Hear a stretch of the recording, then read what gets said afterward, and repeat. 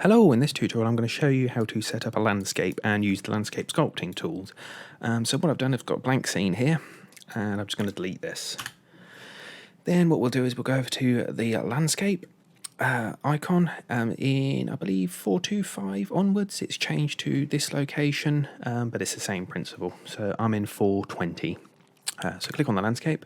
This brings up this giant green grid here, and this is basically going to how big do you want your landscape to be. I'm just going to drop that down to section size. You can see here what it does. I'll drop it down to that.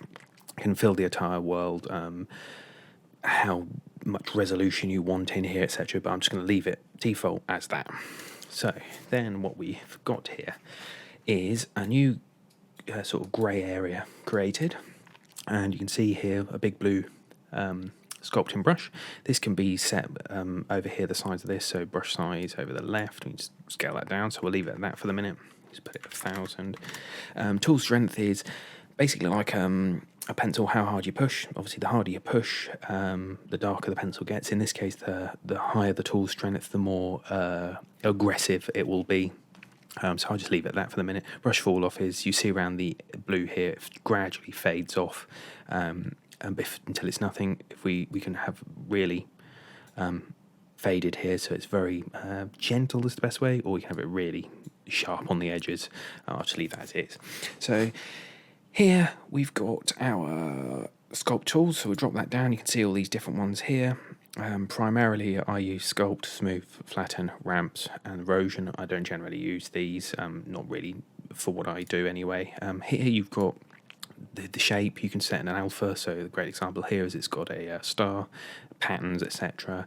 This is your fall off, link to the brush fall off, so you quickly select here what you need. So I'm just going to start with the default, so sculpt. So what we'll do is we'll grab our sculpt tool, so here, and just click and you'll see what happens. So obviously just click and drag. So you can see here we're getting a sort of mountains. So say we want it flat on the top, so we can put some buildings, or our player's going to run across the top or something like that. So we can drop this down, go to flatten. Now the flatten tool, when we click that, as you see, it makes it flat. Now what it does is it makes everything,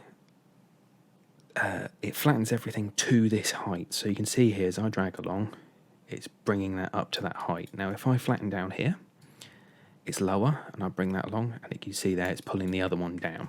So that's very handy for creating different levels of elevation.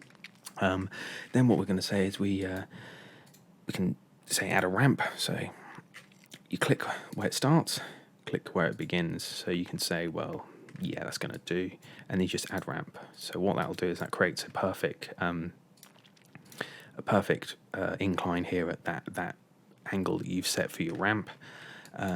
You've got your smooth tools, so we can smooth the edges of that if we want. We'll just put that back as it was. And then you've got erosion. So I often use hydro erosion. That's a bit like how water hits, say erodes away a cliff or something like that. You can see here it's sort of ripping into the ground. You can do all sorts of how the rains affects it, things like that. Your Retopology Tool was a good example of showing that. I'm not sure it's going to come up here to be wireframe. So you can see just switch that. You can see here that these squares have all been pulled and stretched. So what the Retopologize tool does is if we go to that, Retopologize, and what that does is that smooths out these squares and makes them even so that it doesn't stretchy materials, things like that. What you can do is obviously you can add